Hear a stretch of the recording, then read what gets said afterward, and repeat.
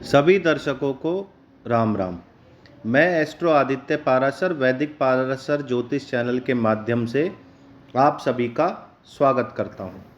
आज हम बात करेंगे उस ग्रह की जिसे मन का कारक माना गया है, गृहस्थी में, व्यक्ति के जीवन में और व्यक्ति के विशेषकर कफ से संबंधित अगर कोई समस्या है।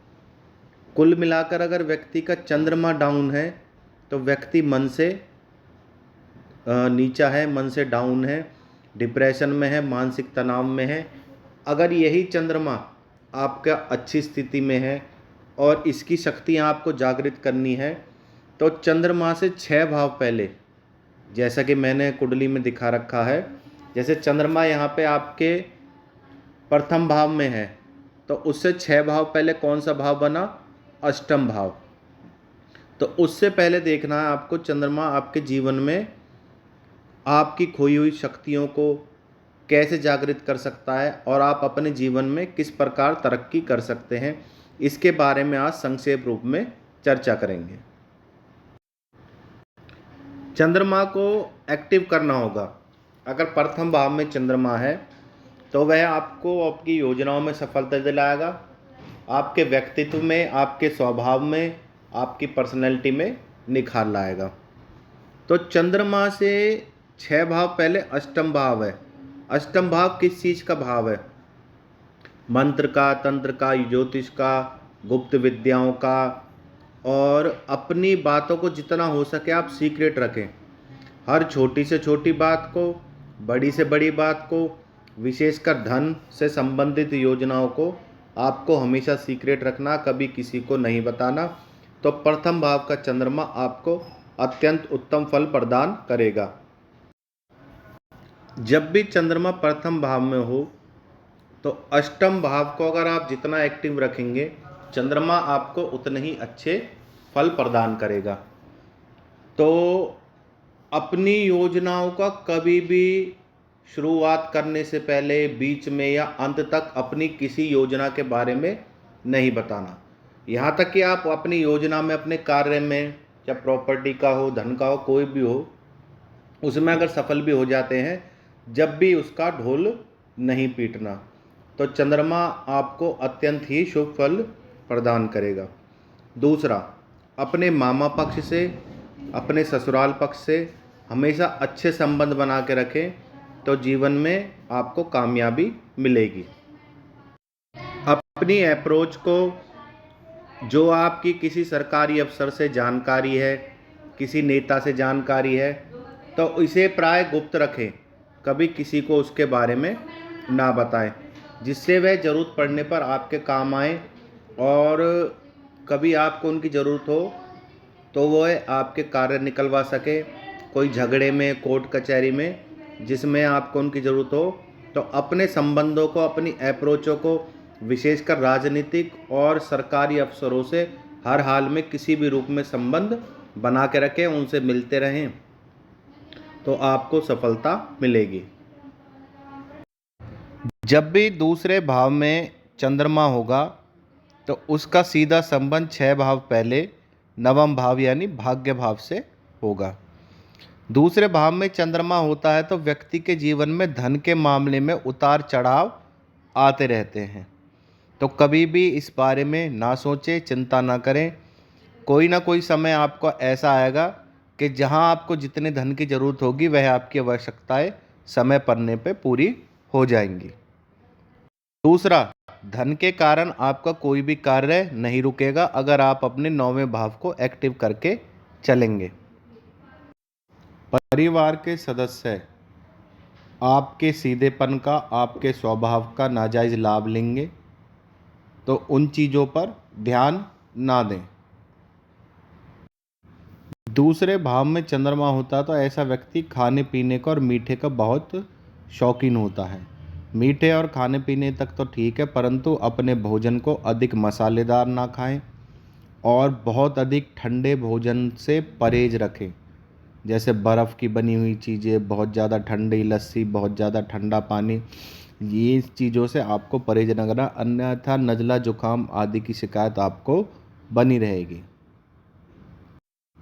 अब जो आपके चंद्रमा के दूसरा भाव है, अगर आप उसको एक्टिव करना चाहते हैं, क्योंकि ये धन का भाव है और धन ही सब सुखों की खान है कलयुग में, तो 9वें भाव को किस प्रकार एक्टिव करा जाए।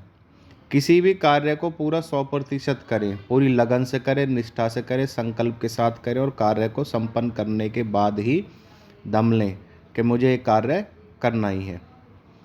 दूसरा, कभी भी आप अपनी जुबान से ना जाएं। अगर समाज में 4 आदमियों के बीच में कहीं किसी की मदद करने का मौका मिला है आपको और आपने उससे वादा करा है, तो अपने वादे को जरूर निभाएं। दूसरे भाव में चंद्रमा को एक्टिव करना है, यानी धन भाव को एक्टिव करना है, तो अपने धर्म के प्रति प्रबलता लानी पड़ेगी, धर्म के प्रति कट्टर होना पड़ेगा, अपने धर्म पर विश्वास रखना पड़ेगा, अपने इष्ट पर विश्वास रखना पड़ेगा और अपने इष्ट को ही अपना गुरु माने। जहाँ तक चंद्रमा आपके दूसरे भाव में है, तो शिव शंकर को ही अपने इष्ट के रूप में स्वीकार करें। अगर आप शिव की पूजा करते हैं किसी भी रूप में, स्तोत्र के, चालीसा के, कवच के रूप में, मंत्र जाप से, तो कोई कार्य ऐसा नहीं है जो आपका शिव नहीं करेंगे। आपकी सारी मनोकामनाएं भोले पूरी कर सकते हैं। अगर आपको अपना धन भाव एक्टिव रखना है, दूसरा भाव जो इसमें चंद्रमा मौजूद है, तो उसके लिए आप अपनी कमाई का कुछ ना कुछ परसेंट, मिनिमम 10 और उससे भी कम अगर चाहें तो 5% ज़रूर दें, जिसमें आप गरीब बच्चों की मदद करें, गरीबों की मदद करें, भोजन से मदद करें। विशेषकर अपाहिज व्यक्ति की या व्यक्ति जो आँखों से लाचार हो, देख नहीं सकता हो, उसकी मदद करेंगे तो आपका धन भाव उतना ही अधिक एक्टिव रहेगा। अब तीसरे भाव के चंद्रमा की बात कर लेते हैं। चंद्रमा जब भी तीसरे भाव में होगा, व्यक्ति अपनी योजनाओं को सफल करने वाला होगा, पराक्रमी होगा, अपने जो जीवन में ठान लेगा उसको पूरा करके ही दम लेगा। और इसकी जो पराक्रम भाव की शक्ति है कुंडली की, वह कर्म क्षेत्र यानी 10वें भाव में, कर्म भाव में छिपी है, जिसको एक्टिव करने के बाद आपको अपनी योजनाओं में और धन के मामलों में सफलता मिलती है।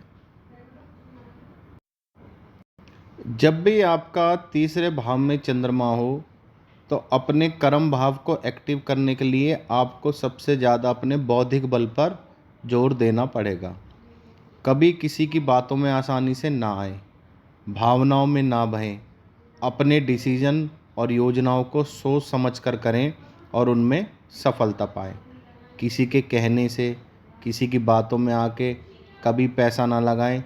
जहां आपको उचित लगता हो, एफडी के रूप में, एलआईसी के रूप में, पॉलिसी के रूप में, जहां आपको लगता है कि आप धन कमा सकते हैं, आपका धन बेकार नहीं जाएगा, वहीं पर पैसा लगाएं, पर कभी किसी के कहने से पैसा इन्वेस्ट ना करें। जब भी आपका तीसरे भाव में चंद्रमा हो, तो कहते हैं ना कि परिवर्तन, जीवन में आपको मॉडर्निटी लानी पड़ेगी, अपने ख्यालों में को नई ऊंचाइयों के साथ आगे बढ़ाना होगा। कम्युनिकेशन में, यूट्यूब में साइट बना के अपने व्यापार को, अपनी नौकरी को, जिस भी फील्ड में आप हैं उसके बारे में नए तरीक़ों से, जो मैंने जिसका वर्णन करा है, अपने आप को एक्टिव करना है, तो आपको सफलता मिलेगी, आपका पराक्रम भाव सफल होगा, आपकी योजनाएं सफल होंगी। अगर आपको कहीं किसी भी रूप में एडवाइज़र के रूप में नौकरी मिले, तो कभी उसे अस्वीकार मत करना। आप एक अच्छे सलाहकार सिद्ध होते हैं और अपनी इस फील्ड में काफ़ी आगे बढ़ते हैं। दूसरा, अपने कार्य क्षेत्र को नई नई योजनाओं से सफल बनाएं। सोचने के तरीके में जो नई भावनाएं लाएं। किसी भी अपने पैतृक संपत्ति या पुराने व्यापार को आगे बढ़ाने के लिए उसे नए तरीकों से ही सफल बनाने की कोशिश करें, तो आपको कामयाबी मिलती जाएगी। चौथे भाव में चंद्रमा हो, तो उसको जागृत करने के लिए आपको 11वें भाव को कैसे एक्टिव करना है। सबसे पहले अपने साथ किसी भी तरह की कंजूसी ना बरतें, खाने में, पहनने में। धन को सदुपयोग करें, अपनी पर्सनैलिटी में निखार लाएं, बात करने के तरीके में निखार लाएं। दूसरा, आपके पास कोई वाहन है, मोटरसाइकिल है, गाड़ी है, तो उसको एकदम साफ रखें, उसको टिंच बना के रखें, और कभी उसमें ज़रूरत हो रिपेयरिंग की तो उसे समय समय पर रिपेयर या मेंटेनेंस कराते रहें। तो आपका चौथा भाव अपने आप ही एक्टिव रहेगा। दूसरा, आप कोई अपनी प्रॉपर्टी, धन जो आपने अपने पैसे से खरीदा है, वहाँ पर भी साफ सफाई का विशेष रूप से ध्यान रखें। तो आपका चौथा भाव में जब भी चंद्रमा होगा, आपको तरक्की का कारण बनाएगा और आप अपने जीवन में ज़मीन जायदाद कमाएंगे। आप चाहते हैं कि मेरा चौथा भाव एक्टिव रहे, माता का, पिता का प्रेम मिलता रहे। दूसरा, ज़मीन जायदाद बनाऊं, धन इकट्ठा करूं, वाहन का सुख प्राप्त करूं। तो जो भी आप धन कमाएं वह आपका धन ईमानदारी का हो। अगर वह धन किसी का दिल दुखाकर या बेईमानी का या छल कपट का होगा तो वह आपको फलेगा नहीं। जो आपके पास धन है उसको भी वह बर्बाद कर देगा।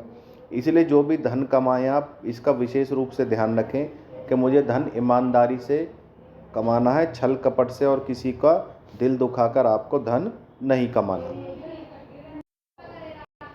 अब आपका जब भी 5वें भाव में चंद्रमा हो तो उसका सीधा प्रभाव 12वें भाव पर पड़ता है। कभी भी धन जरूरत से अधिक खर्च ना करें, हमेशा धन को संचय करके चलें जितनी उसकी ज़रूरत हो। धन इस तरह से कमाएं कि आपकी दूसरी पीढ़ी यानी आपकी संतान कभी धन की कमी महसूस ना करे, और इतना भी कंजूस नहीं होना कि मैं तीसरी पीढ़ी के लिए भी धन जोड़ूंगा। दूसरा, अपने ज्ञान को हमेशा एक्टिव रखें। जहां आपके ज्ञान की कदर ना हो, कोई आपकी बात सुनने वाला ना हो, वहां किसी भी व्यर्थ विवाद में ना पड़े, तो जीवन में आप कामयाब रहेंगे, आपकी संतान आपके अनुकूल रहेगी और अपने ज्ञान के बल पर ही आप धन अर्जित कर पाएंगे। जहाँ तक हो सके अपने धन का कुछ भाग खैराती हॉस्पिटल में, जो जहाँ पे गरीबों का इलाज होता, सरकारी हॉस्पिटल में, जिस पे इलाज के लिए पैसे ना हो, अपनी पॉकेट अनुसार जितनी आपकी जेब अलाउड करे उन लोगों की ज़रूर मदद करें।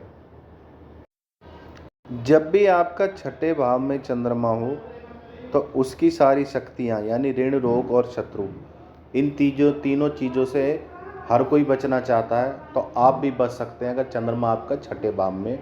वह कैसे? किसी भी छोटी बात को दिल से ना लगाएं, उसको अपने मानसिक रूप से हावी ना होने दें, इग्नोर कर दें। या तो मुंह पे जवाब दे दें या फिर उस बात को इग्नोर कर दें। तो इससे आपको ऋण, रोग और शत्रु से हमेशा मुक्त रहोगे। कभी अपने आप को आलस में ना आने दें, एक्टिव मोड में रखें। हमेशा कंफर्टेबल जोन में ना रहें। जहाँ ज़रूरत हो, चाहे सर्दी हो, गर्मी हो, बरसात हो, कोई भी मौसम हो, जहाँ जाने की ज़रूरत हो वहाँ पर अवश्य जाएं और अपने कार्य को सफल बनाकर ही वापस लौटें। कभी अपनी बात को छोटी ना होने दें, स्ट्रेट फॉरवर्ड वर्ड होकर बात करें, नज़र से नज़र मिला के बात करें। तो इसका जो सीधा प्रभाव है छठे भाव का चंद्रमा का, वह लगन भाव से संबंधित है। इसलिए अपने पहनने ओढ़ने का पूरी तरह से ध्यान रखें। हल्के रंग के कपड़े पहने, विशेषकर सफ़ेद रंग का कपड़ा जरूर धारण करें। और जो आपके अंदर के वस्त्र हैं, अंडर गारमेंट्स, वह तो रहने ही सफ़ेद रंग के चाहिए। इसके अलावा अगर आप चांदी भी धारण करेंगे तो वह आपको मानसिक रूप से एक्टिव रखेगी और आप जीवन में कामयाबी पाएंगे। जब भी आपका 7वें भाव में चंद्रमा हो तो यह पत्नी का भाव है। तो आपका जो जीवन साथी है वह आपके लिए भाग्यशाली होगा अगर वह सोमवार के व्रत करे तो। दूसरा, अगर आपकी पत्नी कोई बात आपसे कहती है जहाँ आपको ये दिखाई देता है कि उसकी सलाह में दम है, तो उसकी सलाह को मानने में समय ना लगाएं, उसको मानें। तो यह भी आपकी कामयाबी की निशानी है। हमेशा सुबह की चाय या फिर रात का भोजन अपनी भार्या के साथ ही करें। ये नहीं कि बाहर खाना खा के घर आ गए कि आज तो मुझे खाना नहीं खाना। तो एक समय का भोजन या नाश्ता अपनी पत्नी के साथ ज़रूर करें। समाज में अगर कोई पार्टनर है आपका बिजनेस में, व्यापार में, तो वहाँ पे इमोशंस की जगह दिमाग से काम लेना है और ये देखना वह व्यापार में आपको लाभ पहुँचा रहा है या फिर आपका फ़ायदा उठाने की कोशिश तो नहीं कर रहा। इन चीज़ों का विशेष रूप से ध्यान रखना है आपको। अपने धन के भेद अपनी पत्नी के सिवा किसी को ना बताएं और अपनी पत्नी से भी कह दें अपने धन के बारे में जिक्र, एफडी के बारे में, जो आपके पास कैश के रूप में धन है उसके बारे में कभी किसी को ना बताएं। तो आप अपने खर्चों को कंट्रोल रखें, फिजूल के खर्चों से बचे रहें। जितना आप धन संचय करोगे, इकट्ठा करोगे, उतना ही आपको लाभ होगा। कभी ऐसा मौका दें कि आपकी भार्या, आपकी पत्नी धन जोड़ने में, आपके अकाउंट संभालने में योगदान दें, तो वह आपके लिए लक्की साबित होंगे। वह आपको आपसे अधिक धन जोड़कर दिखा सकती हैं। तो उन्हें एक बार ये मौका अवश्य दें। जब भी आपका अष्टम भाव में चंद्रमा होगा तो उसका 6 भाव पहले यानी पराक्रम भाव में उसकी शक्ति छिपी है। आपको क्या करना है कि अपनी योजनाओं को गुप्त रूप से ही अंजाम देना है। अपने धन को जितना हो सके गुप्त रखें, अपने प्रॉपर्टी के कागज़ों को गुप्त रखें। कभी किसी के आगे ये दिखावा ना करें कि मेरी यहाँ प्रॉपर्टी है, मेरा यहाँ पैसा लगा हुआ है, मेरे को यहाँ धन मिला, मेरे को पैतृक संपत्ति से। दूसरा, आपको क्या करना है, खाने पीने का विशेष रूप से ध्यान रखना है। अधिक मसालेदार और तले हुए भोजन से आपको परहेज रखना है, क्योंकि जितना आप सात्विक भोजन करेंगे उतना ही आपको लाभ होगा, अन्यथा पेट से संबंधित रोग आपको हो सकते हैं। दूसरा, आपको अपने आप को हमेशा एक्टिव मोड में रखना है। आप एक जगह बैठकर धन नहीं कमा सकते। अगर धन के लिए आपको इधर उधर एक शहर से दूसरे शहर जाना पड़े तो ज़रूर जाएं, तो इससे आपकी धन की मात्रा बढ़ेगी। जब भी आपका नवम भाव में चंद्रमा हो तो 6 भाव पहले यानी चौथे भाव से इसका सीधा संबंध है। आपको क्या करना है, अपनी माता का नित्य प्रति आशीर्वाद लेना है। माता का आशीर्वाद आपकी योजनाओं में सफलता और आपके भाग्य का उदय और आपके लिए सफलता का कार्य बनता है। अब जब क्या नाम है, अगर आप प्रॉपर्टी में कहीं पैसा इन्वेस्ट कर रहे हैं तो बहुत सोच समझ कर लगाएं, परंतु वहाँ पैसा ज़रूर इन्वेस्ट करें प्रॉपर्टी में। वह आने वाले टाइम में आपको दुगना या तिगना लाभ जरूर देगा। अपने गृहस्थ धर्म का, मातृ पितृ धर्म का पूर्ण रूप से पालन करें। अपने बच्चों की ज़रूरत, अपनी भार्या की ज़रूरत और अपनी माता की आवश्यकताओं को पूरी करते रहें। और जहाँ अगर वो आपसे किसी बात के लिए कहते हैं तो उसको ज़रूर मानें। जब भी आपका 10वें भाव में चंद्रमा हो तो जीवन में पढ़ाई से कभी जी न चुराएं। आप जितनी अधिक डिग्री लेंगे, जितना अधिक ज्ञान पाएंगे, वह जीवन में आपके कर्म क्षेत्र में उतना ही लाभ प्रदान करेगा। अपनी संतान का ध्यान रखें, उसको वॉच करें, देखें वह क्या कर रहे हैं, किसी गलत संगत में तो नहीं है। आने वाले टाइम में यह चीज़ आपके लिए नुकसानदायक हो सकती है कि आपने संतान की तरफ ध्यान नहीं दिया। अगर आप संतान की तरफ ध्यान देंगे, उनकी आवश्यकताओं को पूरी करेंगे, तो कर्म क्षेत्र में आपको विशेष रूप से सफलता मिलेगी। विशेषकर कन्या संतान का तो स्पेशली ध्यान रखें, क्योंकि वह आपके लिए भाग्यशाली होती है। अपने ख्यालों में, अपने काम करने के तरीक़ों में नवीन विचार लाएं, नवीन योजनाओं से उसमें सफलता पाएं, तो आप जीवन में एक्टिव रहेंगे। जैसे कि एग्ज़ाम्पल ले लीजिए, पहले लोग हाथों से खाता बनाते थे, अब आप अपने मोबाइल में भी खाता फीड कर सकते हैं और लैपटॉप पे भी किसी का अकाउंट बना सकते हैं। तो इस तरह का अगर आप परिवर्तन अपने कार्य में लाएंगे तो जीवन में बहुत अधिक सफलता पाएंगे। अब पांचवें भाव को एक्टिव करने के लिए आपको क्या करना होगा, कभी किसी को इतना परेशान ना करें कि वह आपको बद्दुआ दे, विशेषकर गरीब आदमी को। कहीं आप कोई चीज़ खरीद रहे हैं, किसी गरीब आदमी से खरीद रहे हैं, कोई मान लीजिए ठेले पे से कुछ खरीद रहे हैं, इतने का ले ले, उतने का ले ले, अगर आपको ठीक लगता है उसका रेट तो लें, नहीं लगता तो मत लें। परंतु किसी को रुपये 2 रुपये 10-20 रुपये के लिए परेशान ना करें, तो यह भाव आपका बहुत ज़्यादा एक्टिव रहेगा अगर आप गरीबों की मदद ढंग से करेंगे। अगर कोई फल बेचने वाला, सब्जी बेचने वाला या कोई छोटी मोटी चीज़ बेचने वाले को आप 10-5 रुपये फालतू दे देते हैं कोई सामान खरीदने में, तो कर्म क्षेत्र में आपको विशेष रूप से ऊंचाइयां मिलती हैं।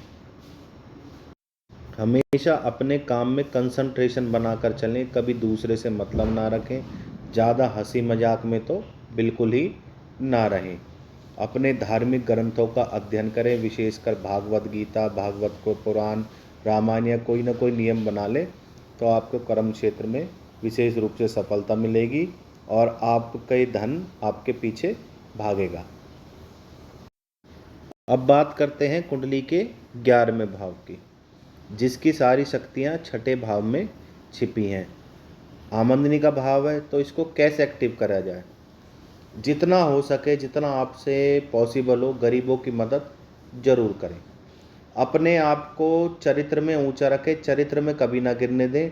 जो दुश्मन भी आपकी तारीफ करे कि इसका तो चरित्र बहुत अच्छा है, इसमें कोई नशे व्यसन की आदत नहीं है, ये बाहर का खाना या तामसिक भोजन, मांस मदिरा का सेवन नहीं करता, ये चरित्र का बहुत अच्छा है।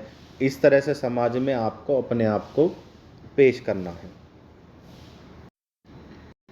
आपकी रोग प्रतिरोधक क्षमता बहुत ही अच्छी होती है।